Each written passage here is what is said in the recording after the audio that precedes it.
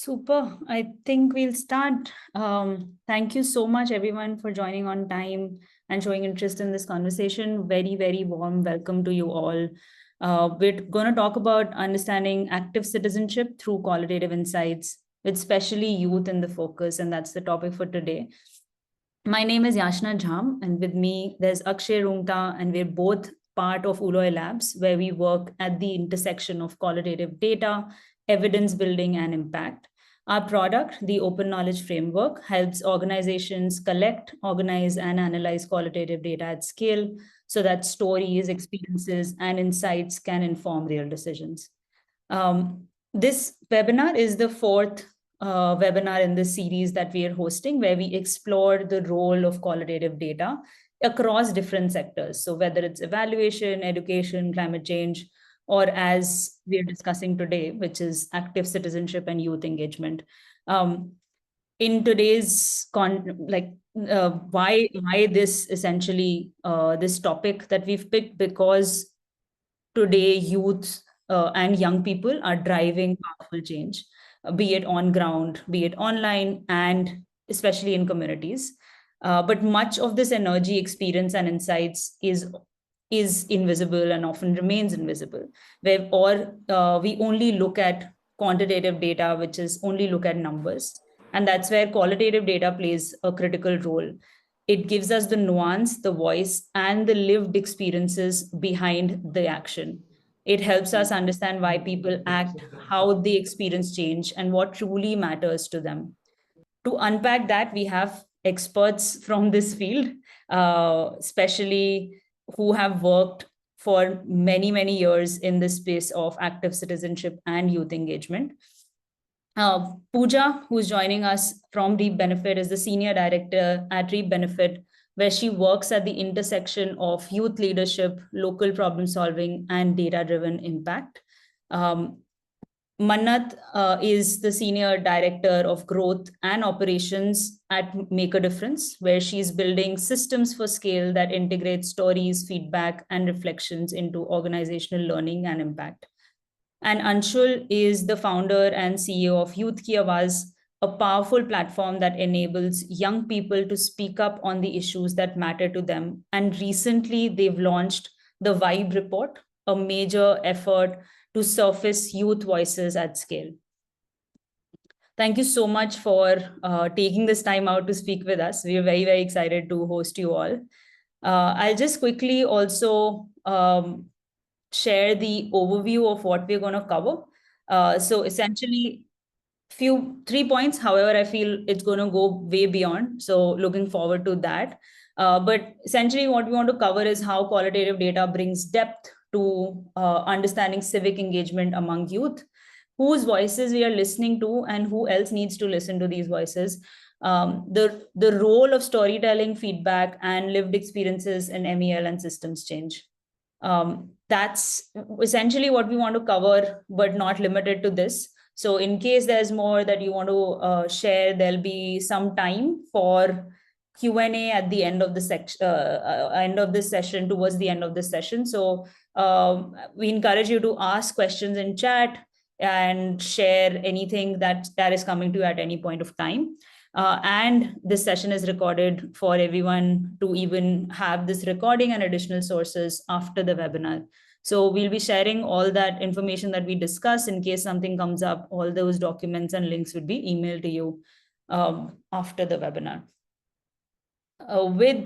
With that, I think we can stop screen share. That's about the screen sharing. This is going to be a very informal Q&A conversation. So it's not like we have presentations prepared for anybody, but it's more like a conversation between few of us and you all who will be participating through questions, through anything that you feel in your experiences you've seen. So we'd be very, very happy to hear from you all.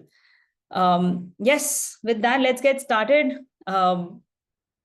And to start us off, I think let's just start with the segment that we often have in these webinars, which is why qualitative data matters to you all. And I think we've brought in few people who, I mean, the three of you who really, really look at qual data with not just saying that, hey, this is a report that needs to show up and this is a success story, but really to listen to the youth. So I'll just get started with Pooja.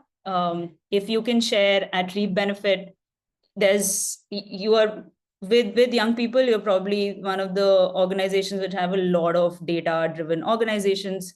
Data driven decisions that happen within Reap. And could you share a snapshot of what all data do you capture, both quantitative, qualitative, and at what different parts do you access that data, and how do you do it?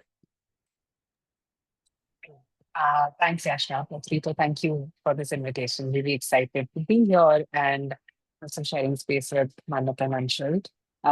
Also see some familiar faces in the crowd, so that's really nice as well. So at Read, basically, the idea is that what we want to do is how youth can take action on the ground, and how that leads to building agency, 21st century skills, future ready skills, however you want to put it, right? So this is the premise of the work that we do. Therefore, there is some data that we track actively, measure actively, so that we can enhance the work that we are doing on the ground. And then there's also data that we just keep an eye on to just understand what that's leading towards, how's that impacting the system out there. Sometimes it's driven by some needs because of funders or partners, etc. That's also there. But those are the two divisions at which we look at data. One is that actively enhances and builds and improves the program initiatives that we run on the ground, and one that just gives a snapshot of what it's impacting, what's the outcome it's leading to, how is it impacting the larger ecosystem. Keeping these two things in mind, that the data that we actively track is like, first is like just how many ninjas or how many young change makers that we are acquiring, like engaging with, what kind of actions they are taking on the ground. And there's a variety of actions that we map it to. And all these actions are then mapped to certain skills that we have identified. There are 10 21st century skills that we work with, which holistically build leadership qualities in youth. So they are mapped to that, and then therefore we also then track the skills that they are building. So whatever they are taking action on the ground, is it leading to skill building or not? And the other part which is where the qualitative bit comes in, is also feedback. So what is the stakeholder on the ground telling us about the experience that they are getting? Not just the end stakeholder, but the gatekeepers or people on the periphery as well. And this is done in multiple ways, formal, informal, etc. So this is the main core of the data that we actively track, measure, and bring it back to the table. Over and above that, we also track, like, okay, what the actions that they are taking, what is it leading to? So number of solutions that they have built which solve certain climate civic issues, the data that they have crowdsourced, what is that telling us about these issues? The number of communities that they have built, number of people they have mobilized, how many entrepreneurs, mobilizers, political leaders, or different other streams in which leadership has sort of stemmed out. Any attributions at the policy level that the young people's actions has led. And what are the insights then we are generating, either at the level of the youth, their interest, their challenges, and also at the level of civic climate issues. And also, and the third layer at which we gather insights is also the interventions. What is getting people to take action on the ground? What kind of spaces, what kind of nudges, what kind of activities? Yeah. So I'll pause here and see if that answers your question, and if there's anything you want me to double click on. Yeah, no, I think it does. Definitely want to double click on, but it does give an idea of how you've been balancing call and quant across the different efforts. And I think in the next part, would love to hear what really these different inputs contribute to, and how does that shape your design of program. So, but before we get into that, I think just want to ask Anshul to share.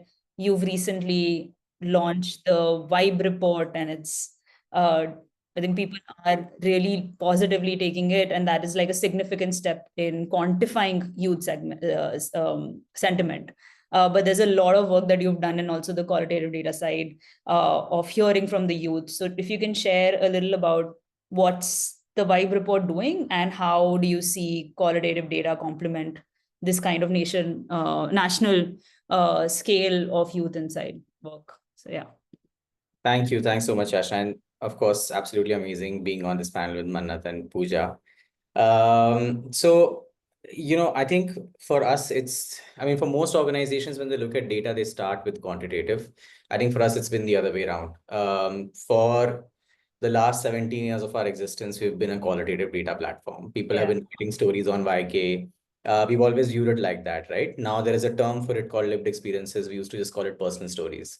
And that's how Youth Kevas really got started, right? To sort of give people a space to share what they really wanted to share about issues that were impacting them directly. And what we've seen is that the biggest value of that kind of qualitative data has been the ability to find relatability and resonance with people.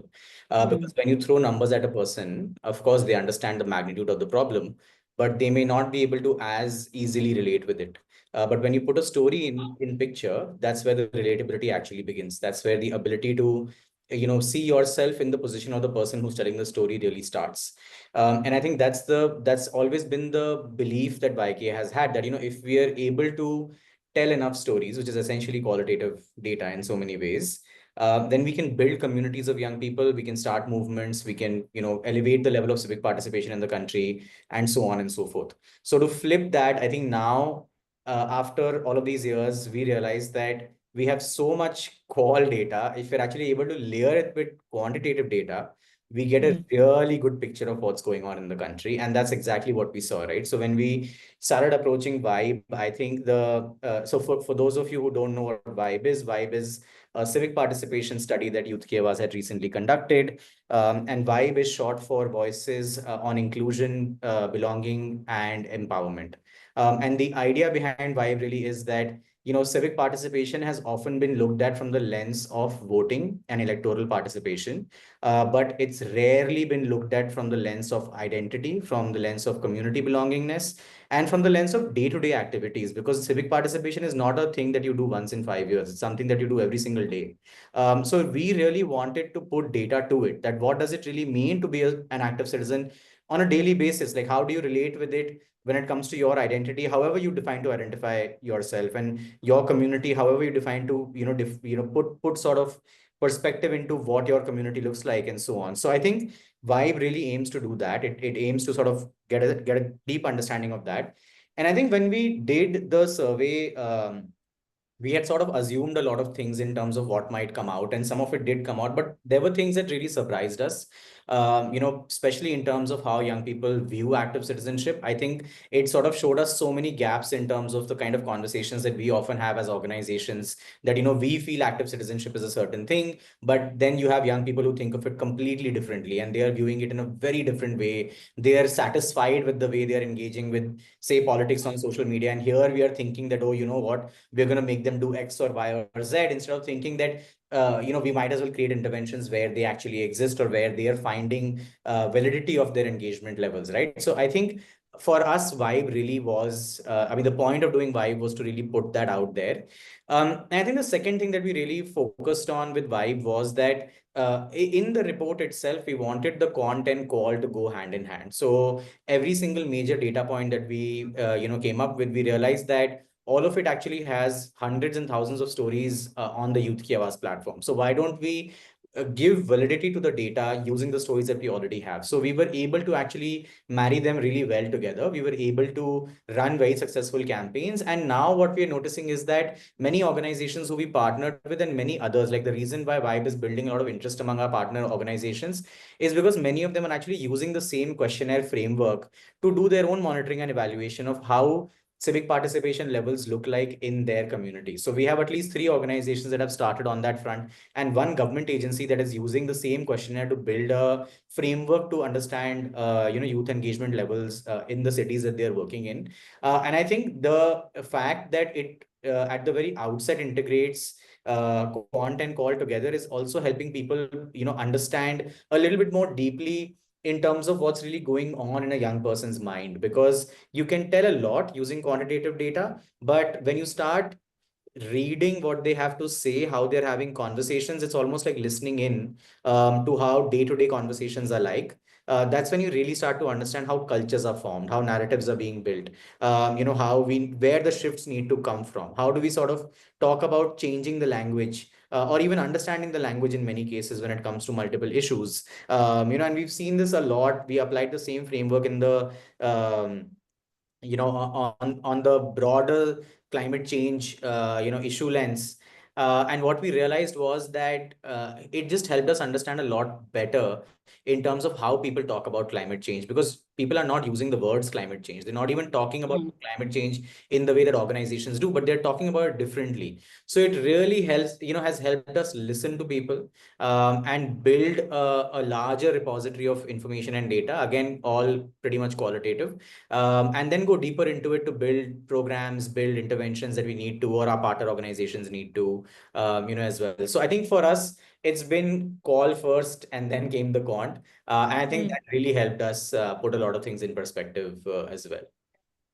Just one follow-up on this in terms of when you said call first and quant followed it. Is there an example that you feel the qualitative data was either doing justice or not doing justice, and the quant complemented in any way? Yeah. If you can.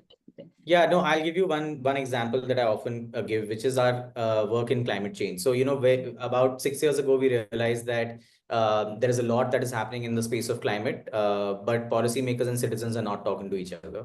And that's a big gap that exists in the climate landscape. You'll find that happening at the local level, but the national policies and the state policies that were being created were often not consultative in nature.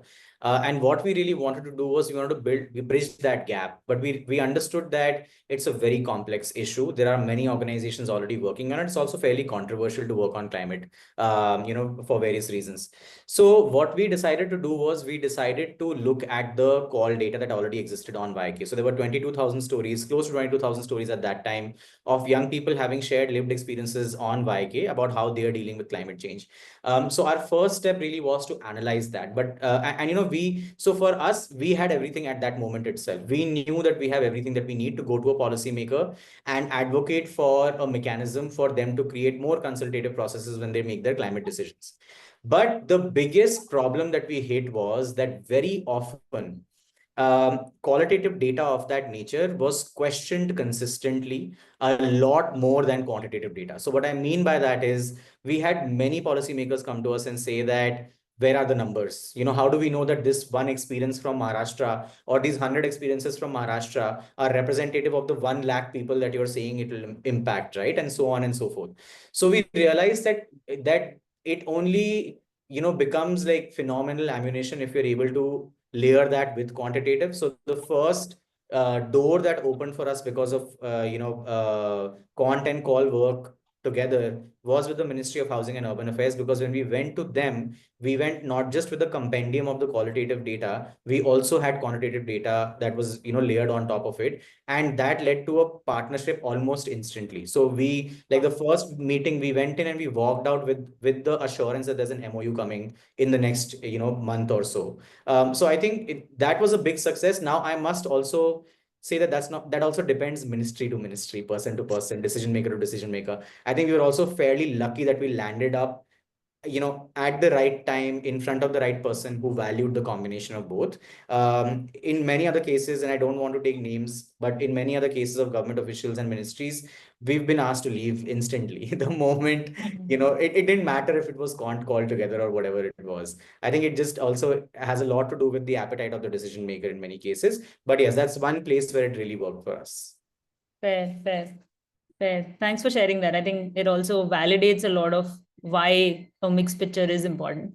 I won't go further into that because I want Mannat also to share her points. Mannat, we've been working together for some time now, but I know a lot.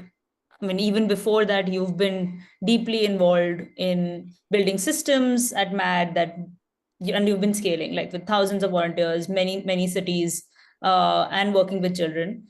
In a setup like that, earlier you've mentioned that there was earlier a lot of lived experiences were captured, but it comes back to capturing a lot of quantitative data like attendance, progress being the markers of success. And it's easier to collect, it's easier for organizations, partners, funders to also understand that, hey, this is what the markers are suggesting. But you've particularly emphasized a lot on stories, feedback, everyday lived experiences that contributing to your program design and the work that you're doing on ground. If you can share why this has been so important for you, for your work, and why numbers of the kind that have been collected are not enough. So, yeah. Thank you, Yashna.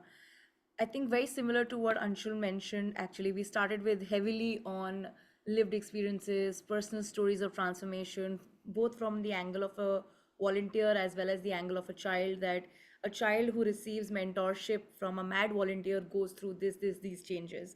And a lot of it was captured in the form of stories in our early years.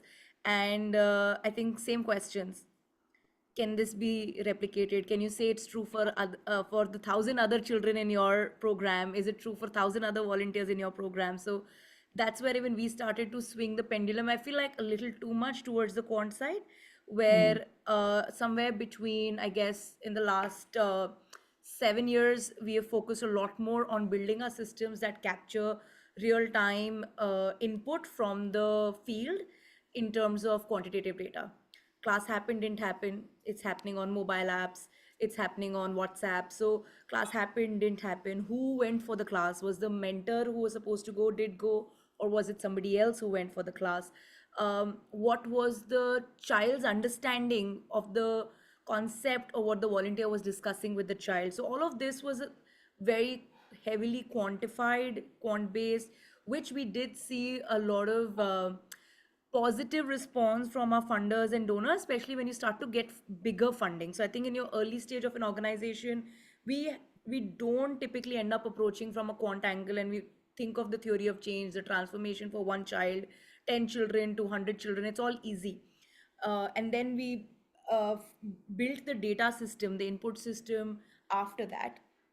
In my journey, because I started volunteering with MAD as well when I was still in college in 2012, I started to realize the stepping over this, the flip of the pendulum on too much of the quant was missing the essence of that transformation that a volunteer goes through week on week, or the child receives through a few months time. And I feel like if you're looking at making impact which is human impact, or impact in a region, impact in any other cause, just looking at numbers tells you a skewed story of the picture.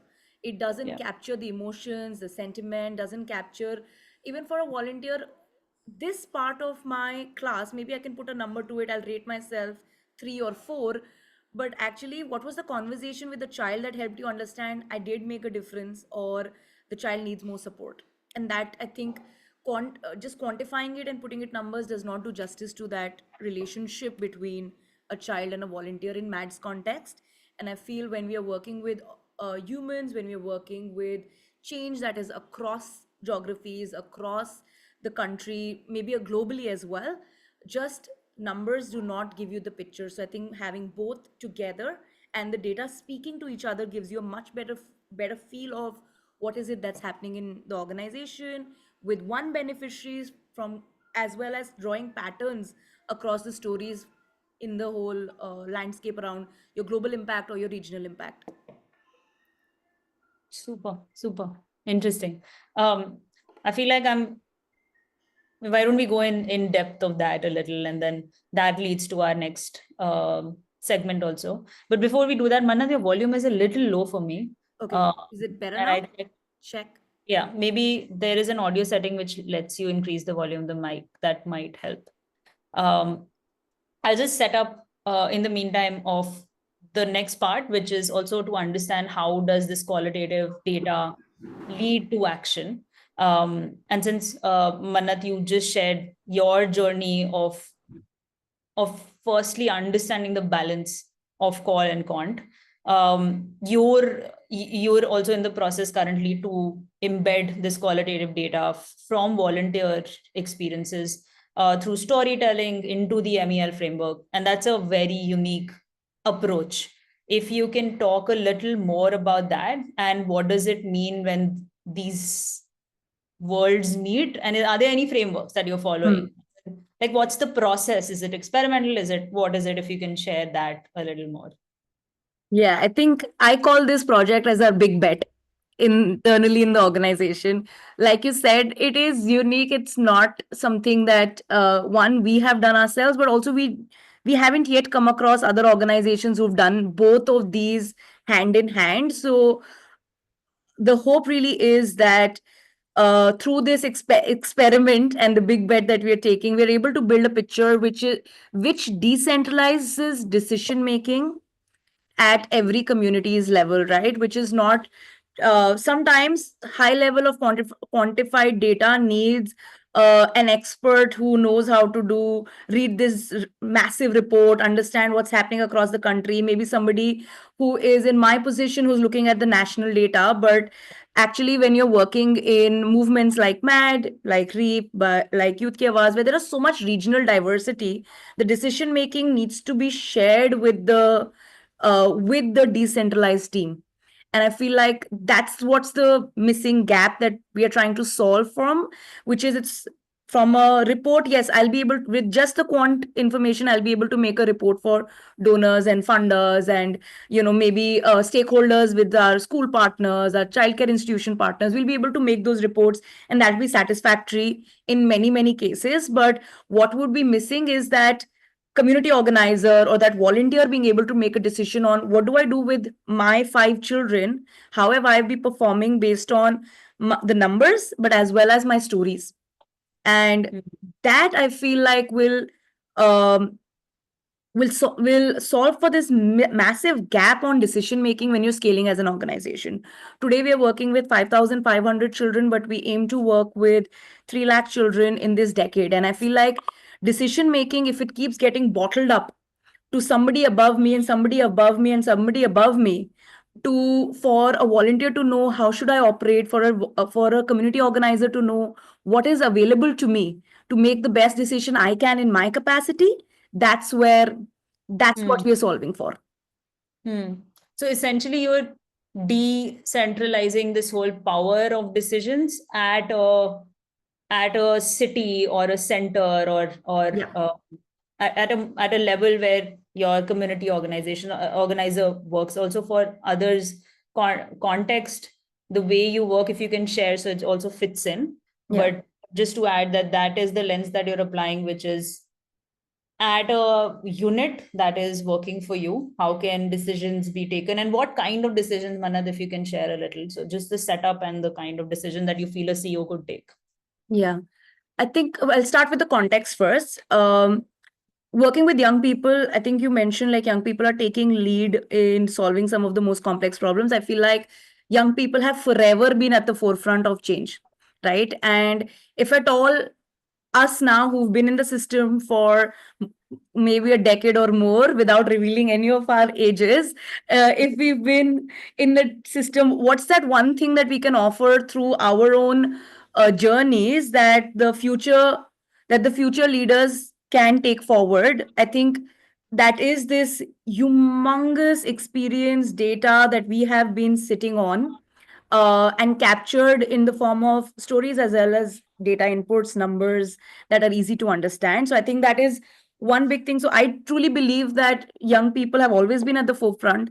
And if there is anything we can do to service them, is to help their decision making, their leadership better, so that they don't repeat the same mistakes probably I have when I was leading like them, right? So that's number one.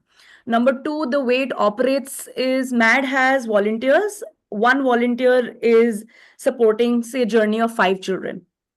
And right at that's our unit of operations, if I would say, that impact happens in that relationship between a volunteer and child. And this volunteer shows up for a whole year. So how do I as a volunteer know, am I making a difference week on week, month on month, year on year? If I continue for multiple years, it's captured through stories and data, right? And that's what we're working with Ooloi and Yashna very, very closely to build that journey for that volunteer. That's one. Now, this volunteer is in a community of multiple such volunteers who are all mentoring. So, how do all these volunteers learn from each other again through stories as well as data, through understanding patterns, who are supported by a community organizer? A community organizer ensures that these volunteers show up every week, ensure that they have the best support that is available by the community organizers. So, volunteers continue to show up, mentor children, and progress in their journey. So, in a very, very simple way, that impact between a volunteer and child, group of volunteers sitting together and figuring out how do we solve this problem. Maybe there's a common pattern that they identified. Can they figure, using this data, using these stories, can they solve for this problem on their own without pushing it upwards? Okay, I need to send it to a manager, I need to send Manny an email saying, okay, this is my problem, Manny, give me a solution. Most likely they're going to be able to figure it out themselves if they have the right context about the problem. And I feel that's the power of stories and data. You'll get the context you need, and they will make the exact same decision that I would make. Maybe my 10 years of experience might refine it a little bit, but I'm sure they'll get there. So I think that's the big why I feel so passionate about building this qualitative and quantitative data coming together, building that picture for a young person to lead in their own way. Yeah, love it. I mean, giving them the agency to take a decision with the right data, I think. And there are many community organizers who are on this call. So hi, Masters. Thank you for joining. Yeah, I think we got a request, adding my little bit here. We got a request of participation where said, if Mannat is talking, I am going to be there. So I just was like, that's yeah, that's Yogita. Mummy, chabi. Scooty. Okay, somebody needs to be on mute. Okay, thanks for sharing that, Mannat. I think also a great point for Pooja, you to come in, because you've been working with hyperlocal like data communities. That's how you've been setting up. And one thing that you mentioned was that small effort in a small, like a hyperlocal setting that you do with the youth really activate something in the youth. If you can share, and that's powerful, like as what Mannat also shared, that if I can give that decision making or actionability to the youth, that can change. How have you been working from taking that feedback, taking the data that's happening on the skill development or the action they do, help you take better decisions on program, or who like has that also translated to say other stakeholders like the local governments or within that the communities? So how does that translation of data to informing that decision or action really work for you at at the hyperlocal level, but also at a larger level? Yeah. I'll answer. I mean, it could be a little winded answer to your question. But how does data inform one for the young change maker on the ground to sort of do different things or do things differently, change anything, enhance anything, and how that data helps us then to do things differently for them on the ground, right? Um, so it's quite embedded in the process itself. Like when they are taking actions on the ground, they go through a very simple, very intuitive, human-centered design thinking framework, right? Like which is in our vocabulary, we call it like discover, investigate, solve, and share. Okay. Which is essentially how do they understand what problems do they solve for? And there are different tools in which they can sort of understand or look at the community around them, look at the context they are in, and sort of see what is the problem that they feel passionate about, or what is the problem that the community is facing. And as they are doing this, then the spaces or the initiatives push them to then go deeper. Okay, now that you understand this problem, why do you think this problem exists? So what's coming in the way? What has been done for it already? Can we quantify this problem and qualify this problem in this context? And using these words, but obviously it's framed differently for them.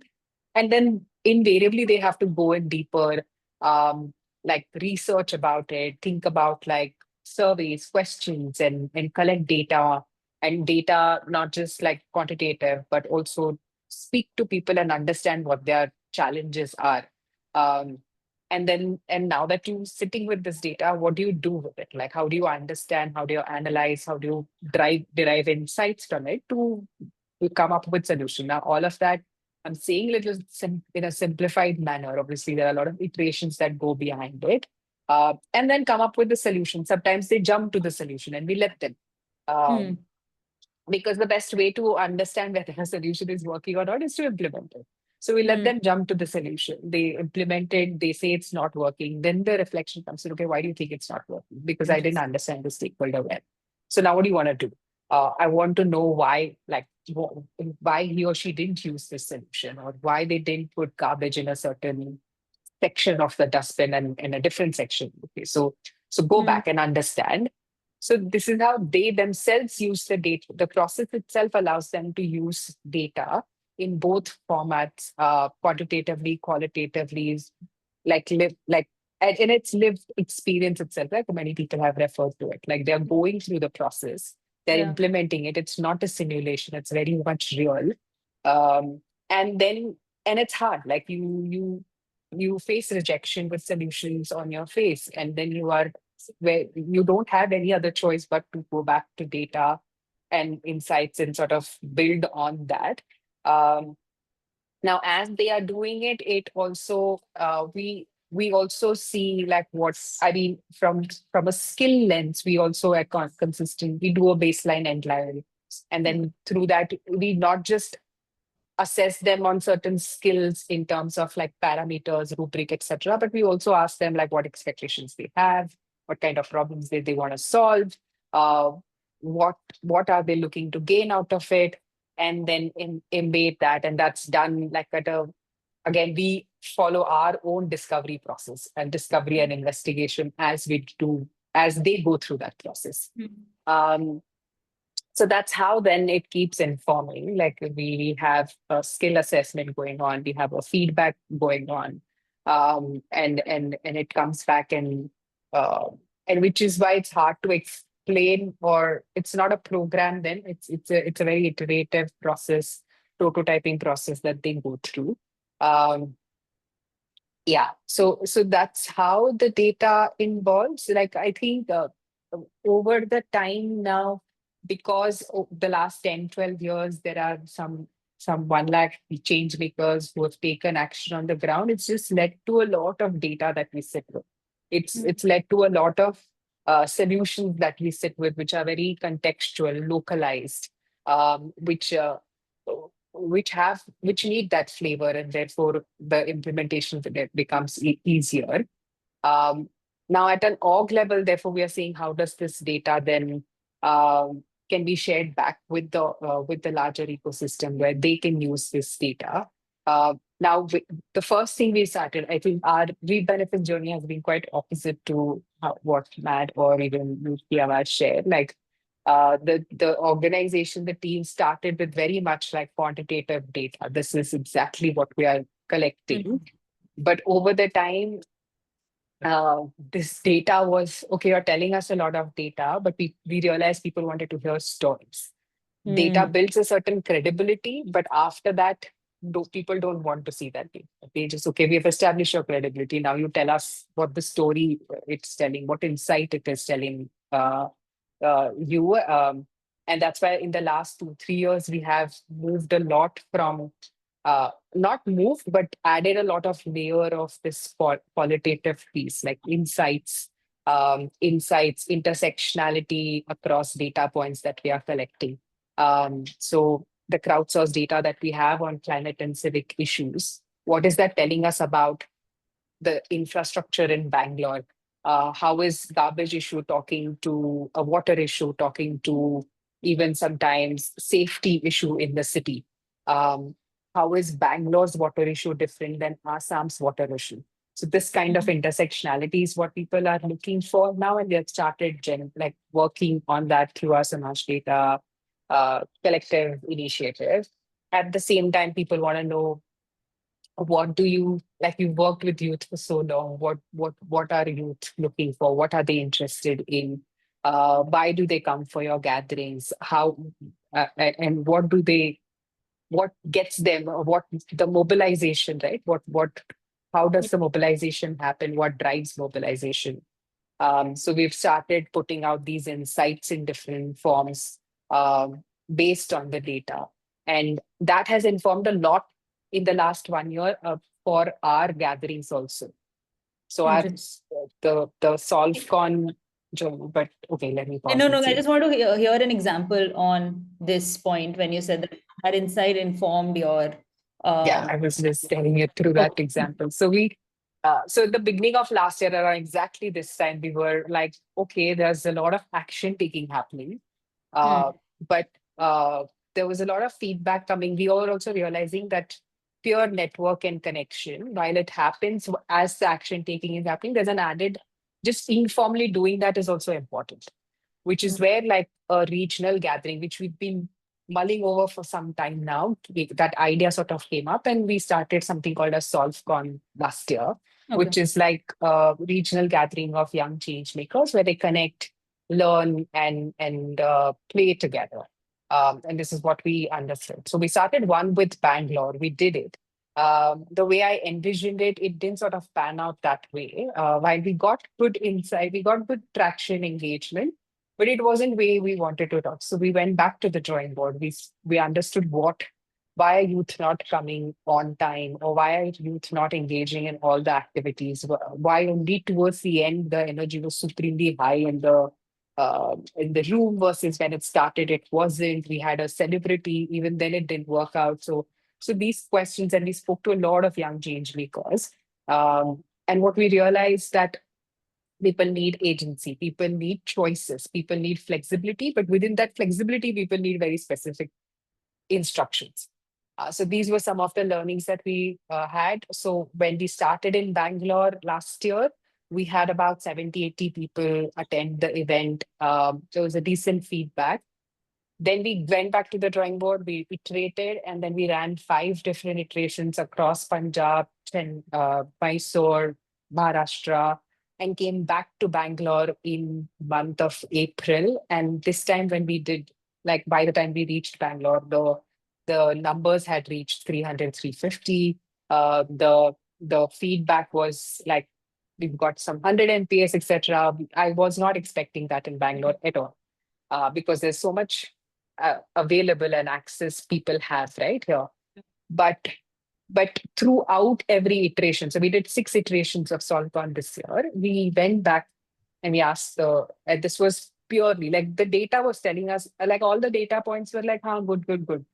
But something needs to change, and that change, whatever incremental change we did, it came purely from our conversations with young change makers, and then started participating and organizing this with us. Wow. So this year, I think quantitative wise, we have, I feel, enough data. Like now, like that nuance is now coming only from qualitative and these conversations. Nice. Super.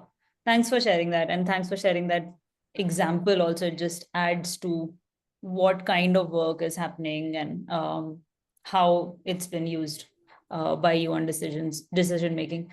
Coming to Anshul, I think just on this segment, in your experience, how do stories, especially those centered on identity, belonging, and participation, was a lot of the call also was focused on that.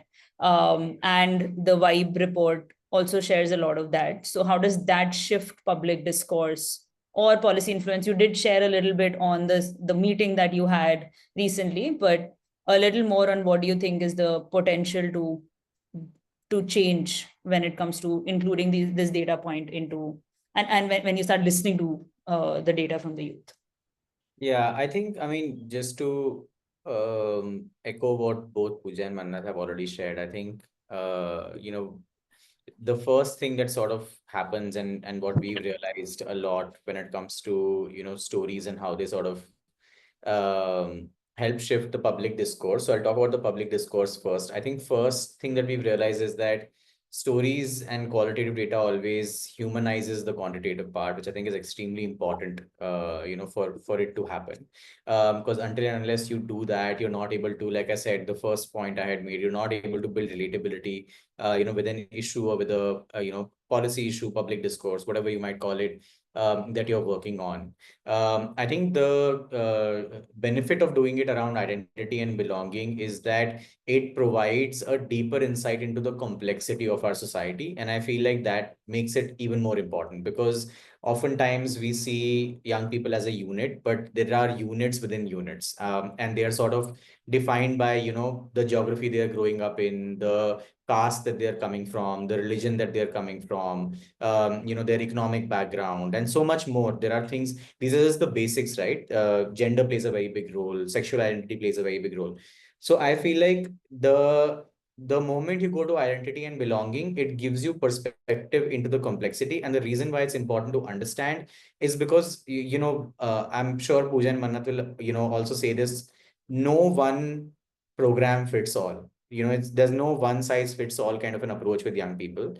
And that's the most unfortunate reality about a policy work with young people. Like most policies that are made for young people, it's sort of done in a one size fits all kind of a manner. And it just, I mean, generally policy making is, of course, that's how you scale policy. But at the same time, I think it's very important to understand that with young people in particular, there is no one size that fits all. So I feel like looking at data from that lens really helps you understand that complexity. The second thing that we've realized is that stories, especially those that come from young people who are from marginalized communities, traditionally marginalized communities, they play a very big role in disrupting and challenging stereotypes, in challenging societal norms. And I think that is critical for a more inclusive public discourse. So I think and that's something that I feel as a community should not be shying away from. We should actually be going deeper into it, because I feel like otherwise public discourse remains very tertiary, it remains very surface level. And I think the ability to bring qualitative data from the lens of identity and belonging really helps you do that. And the third point that I want to share is that when you're able to get the first two right, the complexity and the challenging of stereotypes, that's when you really start seeing a clear cut policy gap where a public discourse can be created. So I feel like the three sort of go hand in hand and the two lead to the third. What we realized in our case, with regards to Vibe, is that, we saw a lot of data that we kind of knew, like there were issues that it brought up that we kind of knew, but there was no data around it. Like, for example, two very interesting data points that Vibe, showed, which already had hundreds of stories on YK about, but we never could put a data set to it. One was that young people who identify as queer are not able to find safe spaces offline. They're mostly finding safe spaces online, but they're also facing the most amount of abuse online, right? And that's something that Vibe was able to put in front of us very clearly. So now, if I, as Youth Ki Awaaz, have to build an intervention for young queer folks, I now know what my intervention area needs to look like and where do I need to go, and how do I need to build it to really be able to craft and cultivate that program. Almost done. A second data point that we noticed, was that young women are more likely to believe in social movements than in the electoral process. So while data suggests that, women are going out and voting, of course, the numbers are not that drastic, but there is a reason why you see social movements in the last couple of years, which are very heavily women-led. Participation of women is, tremendously high. We were not able, this was all anecdotal before this, we are finally able to put data to it. We are in fact even able to do regional mapping of such data points that, say, like in which state is this more likely to happen. So again, this gives you a perspective in terms of if you want to work with women, and you want to increase the electoral participation of women, what is it that needs to be done? It starts peeling those layers off, right? And I must say one thing, which is that the current version of Vibe is very initial. Like, that's something we always put out. It's very like we did whatever we could in our capacity in 1 year. Like, we were able to put this together in 12 months. But I feel like it needs two things. It needs more organizations critiquing it, so we know what the gaps in our own approaches. And the second is that it needs more organizations that represent these communities, helping build the data around it. Like, for example, we like in the second round that we are now building up towards, we are very cognizant of the fact that we need more persons with disabilities participating, because what does civic participation look like for a person with disability? We don't know that, right? Like civic participation, the thought is that you're going out and doing something. But what if the person cannot go out? What if the places that they're going out to are not built for them? So we are trying to push the boundaries. And again, that's where the combination of quantitative and qualitative and the understanding of complexity of how you define your identity really plays a very, very big role. And of course, it also tells you much deeper into what leads to civic disengagement in general. Why, what is it that makes a young person feel that a certain kind of an engagement is tokenistic versus something else that feels more meaningful? And also one very important aspect that, we try to focus, with Vibe on, but we couldn't go too deep into it, is how does mental health and civic participation have an interplay? Because what we realized was that now with new generations, mental health struggles are becoming more complex. They are becoming more, I would say it's harder to sort of decipher what's really going on. And that has a direct impact on active citizenship. It has a direct impact on civic participation. Removing that from the entire picture is, I feel, injustice to young people. So, we tried bringing it in. We couldn't because the questionnaire was becoming too long. Everything was sort of, going in multiple directions. So we thought that that needs a different, separate sort of a area of focus of its own.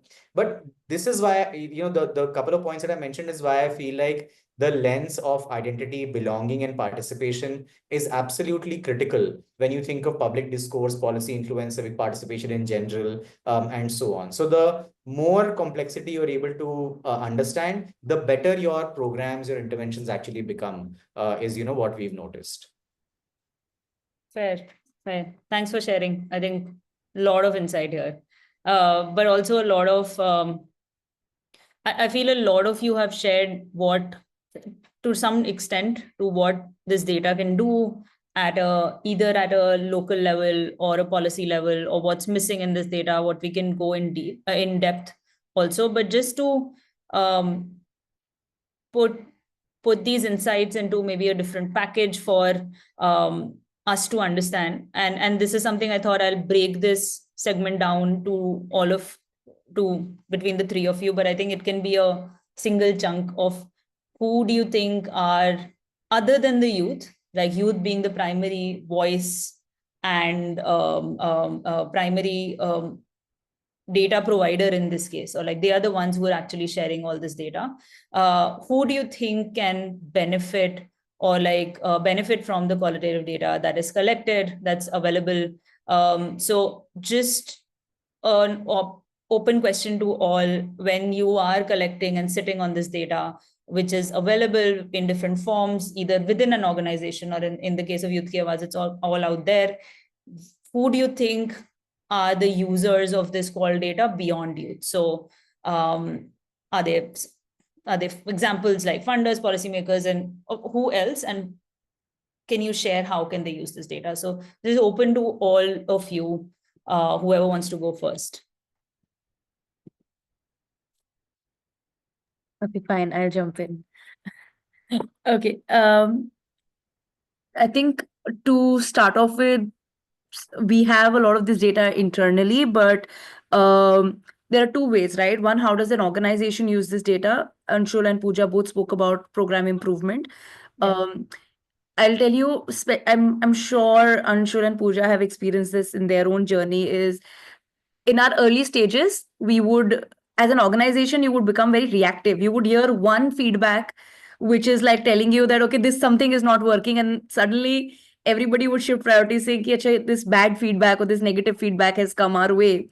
And one big thing that it also brings to the organization also is some form of stability to see where the feedback is coming from, what is the need, and then prioritize and milestone it accordingly. So there is less reactivity and more responding, thinking through, strategic, see if you want to solve it yourself or do you want to partner with another organization to solve it. Do you want to bring somebody else on board, maybe a consultant, maybe some practitioner, maybe some expert to come and build that for you, instead of like, reacting and solving all our problems ourselves. And even plus oneing on Anshul's point on one program cannot fit all. So like it also gives you a chance to understand what's the diversity you need in the mix. Second, I think in maths context, this the data that we use, yes, funder reports, definitely a big part of that, but also the stakeholders we work with beyond just our funders, which is the school authorities, the childcare institution authorities. Uh, we can go as deep as sitting with one child and their journey to how is the overall 50 to 70 children in this institution performing, to what are the gaps that we are seeing in their practices which we can come together and solve for. And there are several examples from across 18 years of maths experience where those kind of collaborations have happened. Again, it's at a local level, but this kind of data has enabled those conversations. So that is one.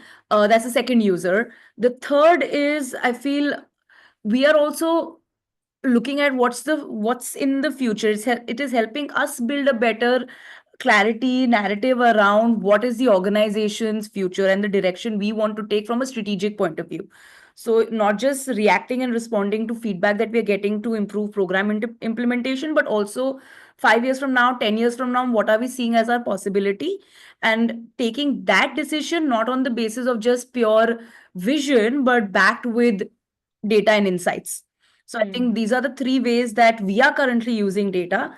And we also feel like this building the discourse around mentorship. I think India has done a lot of great work around building the narrative around why education is the most important for a child.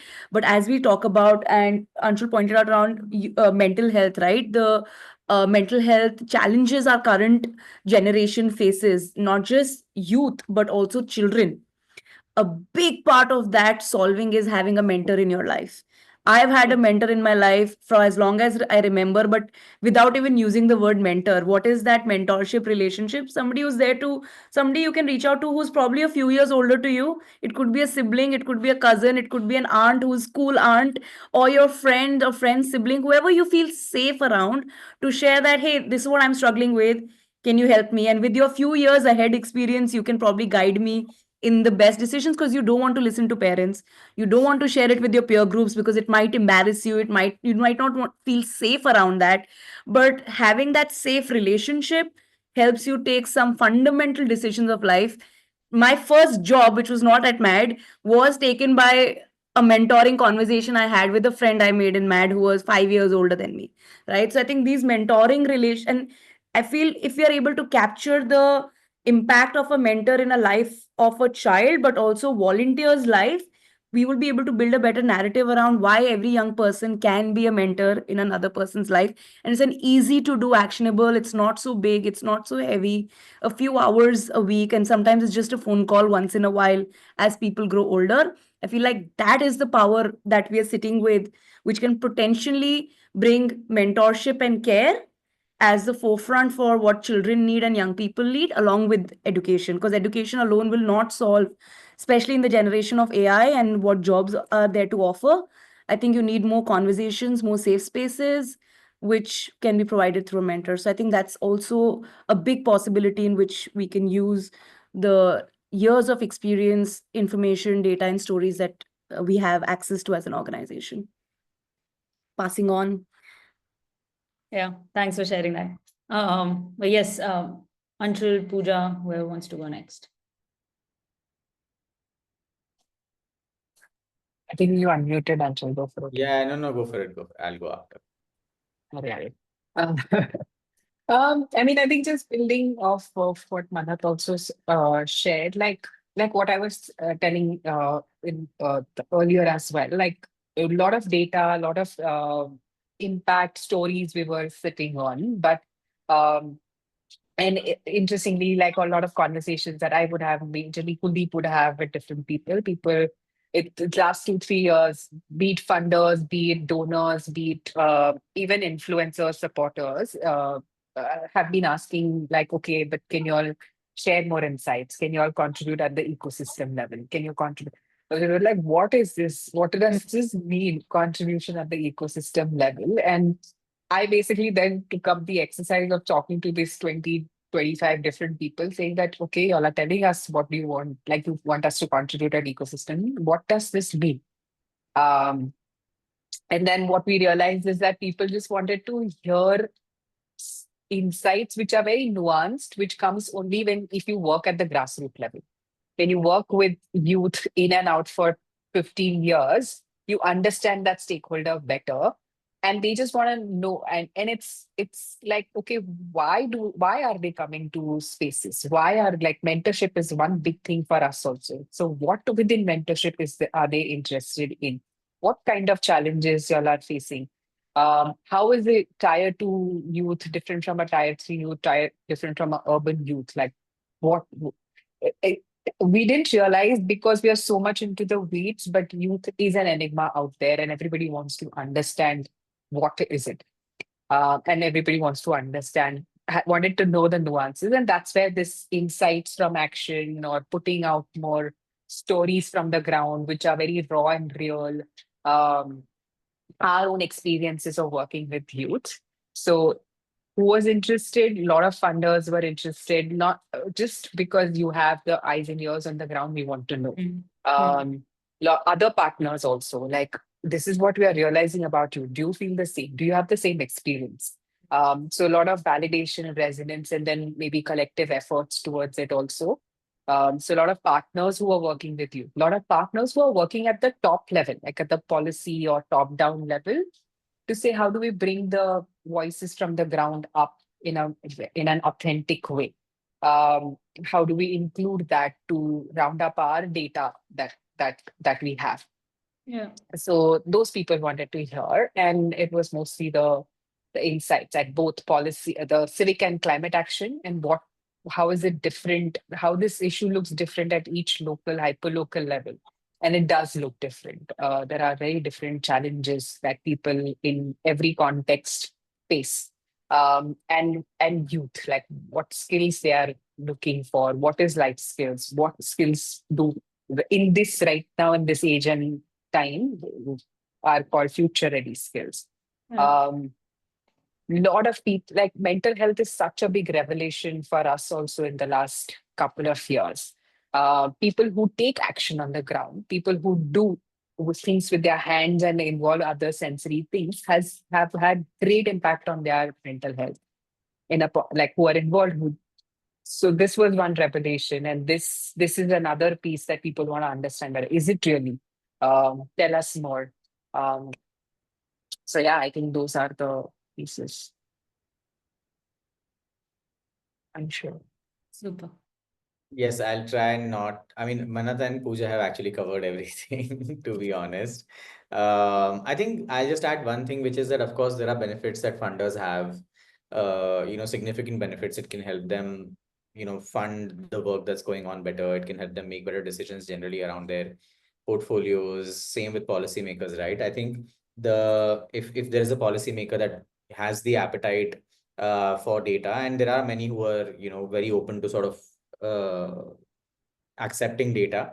Of course, it can help them make their policy making a lot more inclusive of citizens and youth perspectives. And I think that's like a huge opportunity that exists. In fact, a lot of our work that we are doing right now, after Vibe, like the second step that we are taking is that we are using, so we run a WhatsApp bot that does day-to-day polling with our community. So we are using that, breaking it down to the district level, taking it to decision makers locally, and trying to see if we can build more appetite for, more daily insights coming in at their level as well. And there is openness, general openness that we find as well.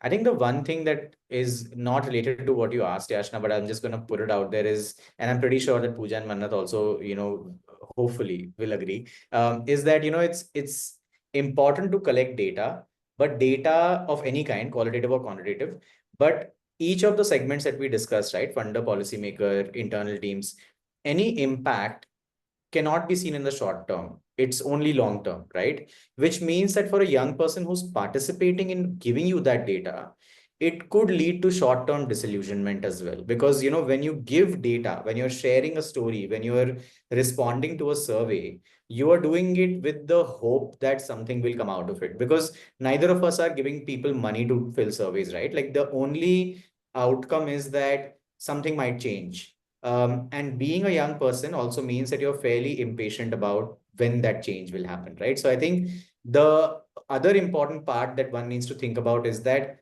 how do you build community resonance around giving data and being a part of that process in the long run? Because I feel like otherwise we'll be able to do one report, 10 reports, but the consistency of all of it is going to get affected. The longevity of the ability that we have to sort of, analyze that data longitudinally will also get, deeply affected as well. So I think that is an area that needs some work. We are trying, to build some of that out, but I feel like there is definitely an opportunity there. But otherwise, yes, I agree with what, Pooja and Mannat said about it being something that is, of course, internal facing, but also can be so empowering externally, because it instantly, like for example, what we've noticed is that at least regardless of whether a funder is actually going to fund you or not, even for the first conversation, it builds confidence. Same with the policymaker, right? It builds confidence for the first conversation that you're having, and sometimes that really matters in building a longer term relationship as well. Thanks for sharing that. There's a question in chat which actually complements what you all have been sharing. So I'm just going to bring that up right now before we move to the next part. How does the funding landscape look like for qualitative data? What can community-based organizations which work on lived experiences of citizens coming from marginalized backgrounds do to get that funding? This question is from Hina. Any one of you want to answer? Yeah. I don't mind taking a shot at it. I'm just reading the question as well. How does the funding landscape look like for qualitative data? I think the landscape does not exist right now, but I think interest is starting. I think it's at that very initial phase where funders are beginning to understand that there is long-term value in qualitative data, especially if it can be analyzed over and over again in different time periods, in different contexts, and so on and so forth. And see, one thing that has really, I feel, that has helped change funder thinking is that now you can actually use, for example, tools like AI to analyze qualitative data a lot faster, treat it more like data sets than you did previously, right? The speed that you can bring to it has grown tremendously. So you're able to analyze data much faster. If I, like earlier, if I had to analyze 1000 stories, I would think of like hiring an intern, getting them to, read those. Now I don't need to do that. I just need a file that has all those 1000 stories and I can get that done. So I think with that changing and with more clearer outcomes going out in the world of what qualitative data can do, I think the interest is building. I don't think a landscape exists right now, but I think maybe in 5 years, things will look drastically different from what they do today. And uh, I think what we have noticed with a lot of community-based organizations, because we work with many of them, to work with them on, collecting lived experiences in the right way and so on, is that, I feel having a formalized structure of how this data is collected is extremely important. So no matter how small you are as an organization or how big you are, if the qualitative data is not collected in a way that it can be structured, in some shape or form, and it can be digitized in some shape or form, then it becomes extremely difficult to analyze it. It becomes extremely difficult to, make sense of it. So I think, I mean, as basic as that might sound, I feel many organizations often struggle with that because it's sometimes easier to collect it in a traditional way, and not use technology for it. But I feel like the more structured you can make it, the better outcomes you're able to see with the kind of data, and the more funder, credibility it's able to build as well. So that's just initial thoughts, what I feel. Yeah. Oh, Mannat, go Yeah, for it. I can just add to it. I think initially it is harder to build, especially if you're a smaller organization. We are also a community-based organization as well. Initially, it's harder to build that credibility into qualitative data, but as you use it and with the use of AI and enough number of stories, you'll be able to draw patterns. Most donors and funders begin to appreciate the insight that comes from these stories. So if you just present these stories as it is, you may not be able to convey why it matters, but drawing patterns, drawing insights, putting together that, okay, 100 stories gave us this insight, which is when now we are changing this program development, that will get you the credibility and the funding that you need. That's number one. Number two, my recommendation would be not to package it separately. Like, it is part of your M&E, it is part of your program delivery, not to package it separately, so that you're able to, and it doesn't cost all that much, but you're able to build it into your program delivery M&E cost itself. So I think that would be the two recommendations I have. Yeah, I think in our experience also working with different organizations, we've also iterated on how this sits, because as Anshul said, there was no landscape. And currently the value is with the tech that's coming in, and with AI, of course, coming in, it's way easier to say, hey, or easier to attempt to say, this is what the call data is saying. But at the same time, as both of you said, starting from that collection to analysis, and then using that information back to your M&E becomes that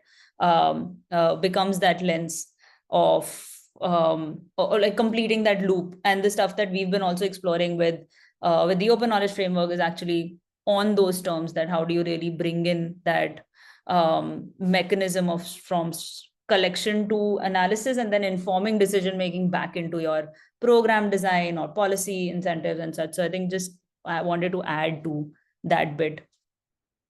Just also looking at the time, I'll just quickly, I think we can spend about 5-ish minutes on the last bit, because there are a bunch of questions that have come in, which is quite nice.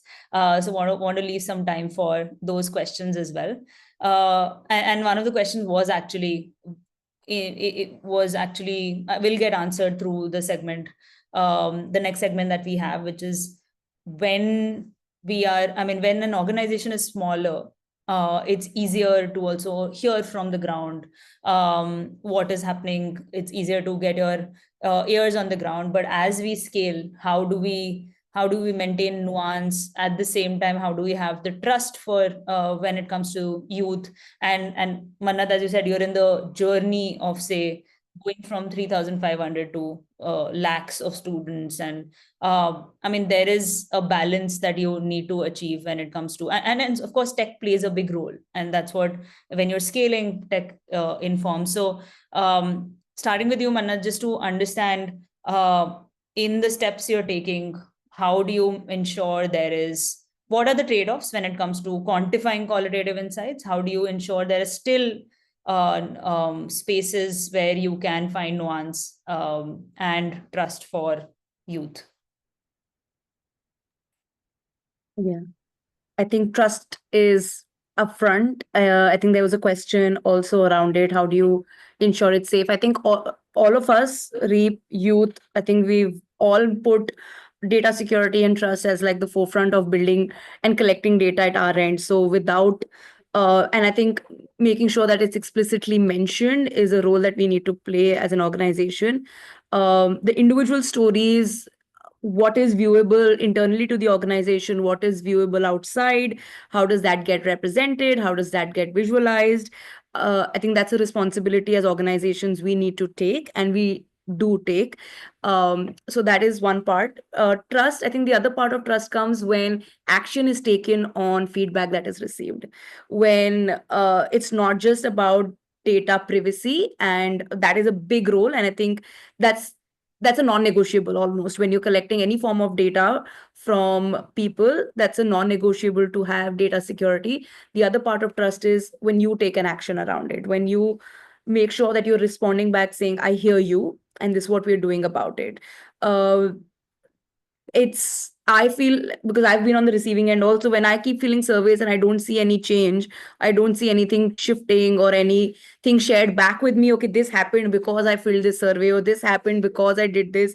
I think that changes the story a little bit. So actions being taken on what is being said, sharing insights that, hey, you know what, this is what you like. A big part of the reasons why we are collecting stories is to ensure that every volunteer who is showing up every week feel seen, feel heard, feel appreciated. So we have also included that as a part of the story collection. So it's not just I'm writing a story and nobody is reading it, but how do you make sure that there is some way of feeling seen and heard? The next part, I think individually itself, to know, am I making a difference or not? That makes me show up and contribute meaningfully every week. So how does that get validated in the data that's given to them, shared with them, shared by them? So that is one. The other part of how, like, I think we can get very stuck into, like, you want beautifully narrated stories. I think that's one of the trade-offs by every person, but acknowledging that each person is different, each person may want to share differently. There might be language barriers, there might be like there might be difference in the way people look at the question, even though it's a standard question, but I may approach it differently. So having some room of flexibility around that, even if it's a few line story, but a few lines of that story getting filled over a year gives a lot of information for that person to take action on. So I think that's one trade-off, like not getting pedantic about we need 4 paragraphs, beautifully written, articulated, well structured. So that is one thing to hold lightly as long as stories are coming in. And I think so far we've been very free flowing with the whole process. I would say, like, it is a big bet for us, and a year from now is when we will know how much shift has this brought in. We have so many ideas around how does this ensure that alumni keep getting back to either mentoring another volunteer or getting back through stories of impact. So there is so much scope. MAD already has more than 50,000 alumni. So we're thinking of, if this works in the next, how this works, is there a way to connect back to alumni through stories? Because alumni would be happy to share their stories. They might not want to fill long comprehensive data forms about how their life changed or what happened, and where is their life going right now. So I think that's so many more possibilities around that is opening. Another trade-off is how do you make it a pull versus a push? Many times we are constantly reminding people, pushing for filling data. How do you ensure that what you're creating and the process you're building, it's almost like deeply integrated into the organization, and we're not constantly pushing and following up, because then that becomes another administrative task. Super. Pooja, if I can invite you also to share what does scale look like when it comes to, I don't want to limit it to qualitative data, but also balancing data. And you said there's a lot of work happening at Samaj Data. And what does scale look like? What do you think are trade-offs? What can get tricky? What can be learned from what's happening well? Especially in this realm of maintaining trust and like feedback. How does the youth stay engaged from that point of view? Right. I mean, yeah, like there's a lot that Mannat has covered in terms of privacy and in terms of trust, and when it comes to data and how do you establish that. And I think what Mannat touched upon was just closing the loops. Like, even if you don't do anything about the data, just letting, like, people will continue giving you data at small scale, large scale. If they see there's something being done about it, there's value. Even if it's not done, even if you're not doing anything, where is it leading to? What kind of impact is it having? So sharing back that with the community, either at an one-on-one level or an aggregated level, at your data contributed to this. Um, has helped a lot. And that goes a long way. Like it's it's been a big learning for me. Like, just acknowledging that thank you for this has gone a long way, and securing that trust and maintaining that trust. Um, Tech has definitely played a huge role in scaling it up. Like our bot, and just collecting data and making, like earlier we used to have multiple streams also of Yeah. collection of data that made, while that was catering to different needs of user needs, or catering to diversity in youth, like some people like filling Google Forms versus some people prefer it over bot, or just like qualitatively giving feedback, but it was quite cumbersome. Um, and then the trade-off with that, while it got us a lot more data, the trade-off was then the analysis, etc., got affected. So now over the years, we have streamlined everything to bottom. The conviction also came from the fact that actually youth do, WhatsApp is mostly used by everybody and they prefer tech over anything else. Some of our beliefs also got challenged, that tier 2, tier 3 rural spaces, they don't have access to technology. They will not do this, nothing like that. In fact, they are the most responsive. Uh, so, yeah, I clearly have a very bias towards tier 2, tier 3 spaces. So tech played a huge role. Streamlining within tech also played a huge role. Um, and then the trade-off definitely was, um, so maybe we used to have a lot more stories coming in, like the one-on-one conversation, right? Like the sensing that you do, because just the sheer conversations that you get to have, because when you're a smaller size, that gets a little lost. Or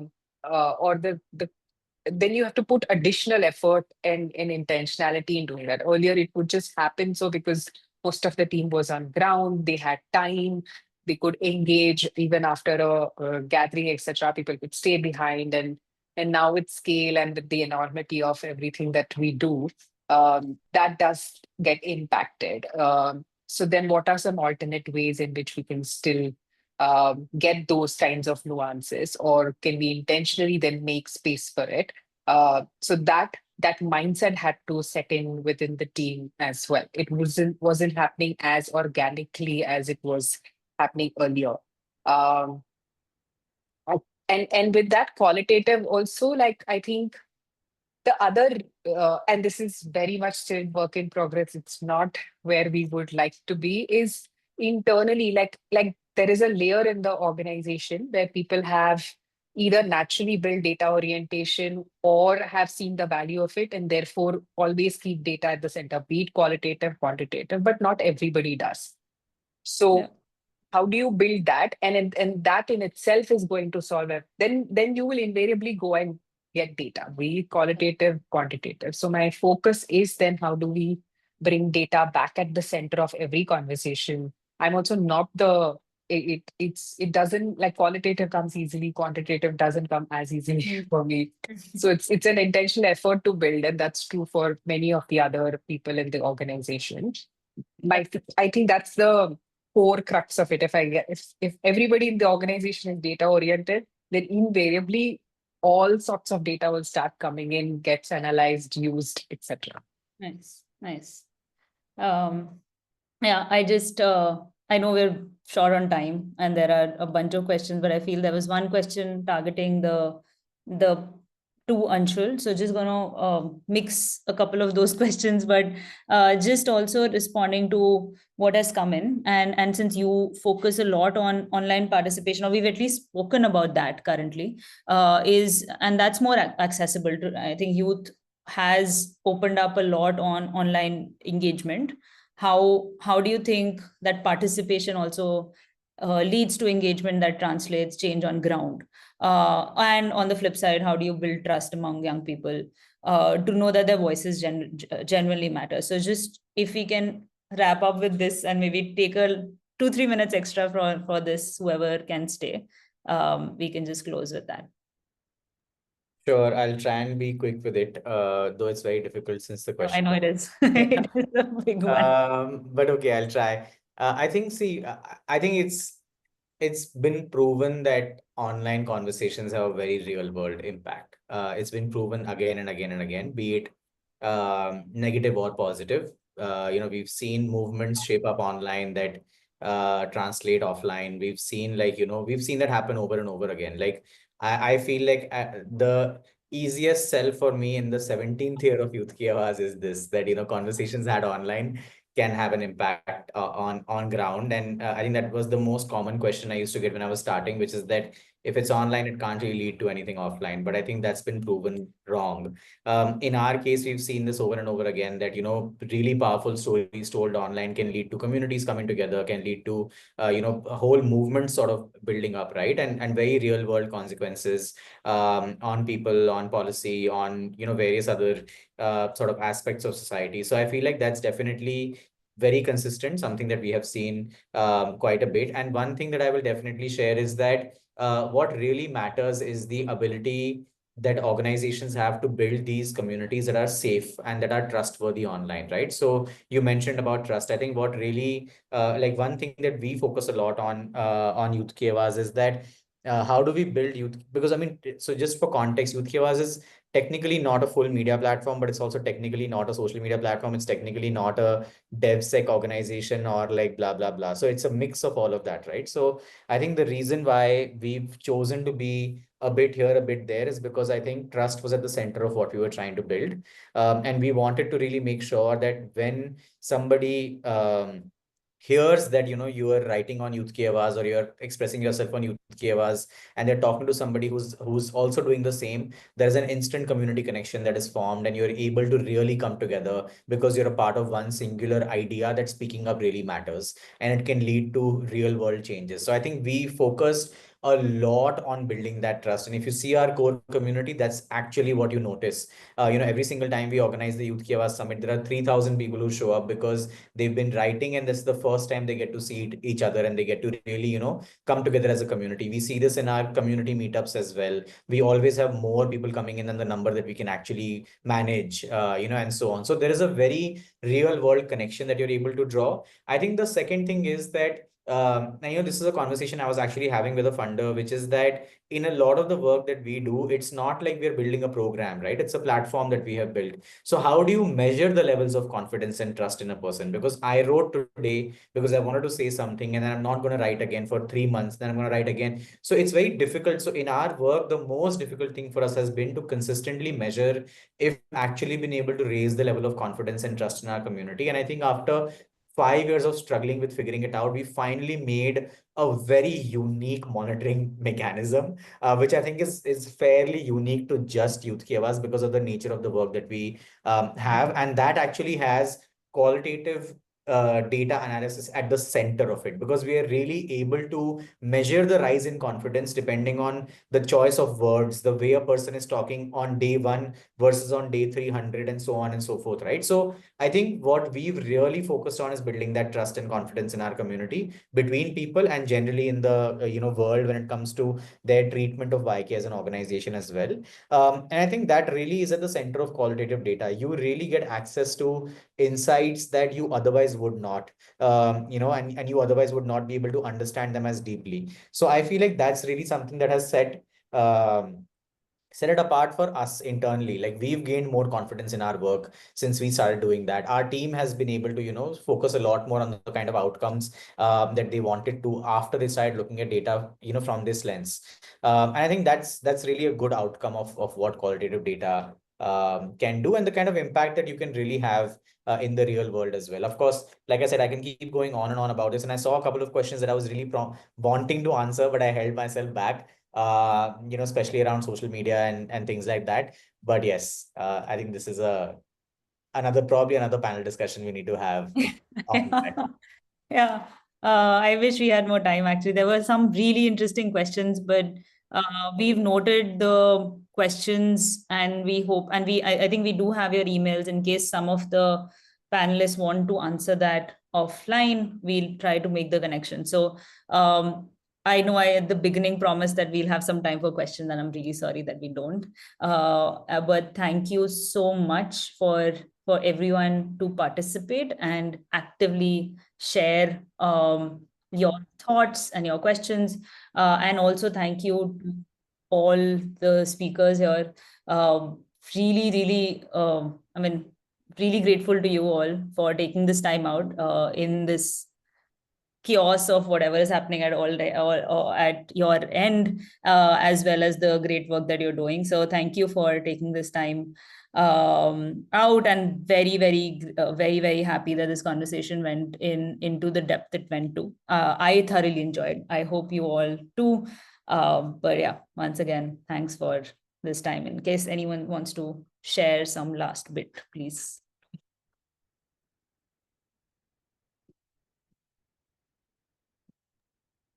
Thank you for having this conversation and allowing us to share a little bit about our journey around stories and data. It's been an interesting way to get back to work. For me, it's day one of work after a chaotic bootcamp month. So That's why I said chaotic, because I looked at you and I was like, chaotic and the great work that you're doing. So yeah, I know how hard it was. It is. I'm just glad we could have this conversation today. No, likewise, I feel like the three of us probably also got a great chance to exchange notes, because that's something we don't get to otherwise. So thank you for making this happen as well. Super. Thank you. I mean, I think these spaces also allow, like, echo to what Mannat and Anshul said, but they also allow us to, at least for me, to go back and reflect on the things that we are doing. And is it making sense? Not like through the whole conversation, like, oh, this is something I can think of more. So, yeah. Super. Thank you once again. Thanks, everyone. We'll be sharing the recording and links and whatever has come through. If there are any questions that still need to be answered, we'll try to make the connections. But you can write to us as well. Once we share the recording, please respond if there's anything. Thanks, everyone, once again. Have a great week. Bye-bye. Bye. Thank you. Bye.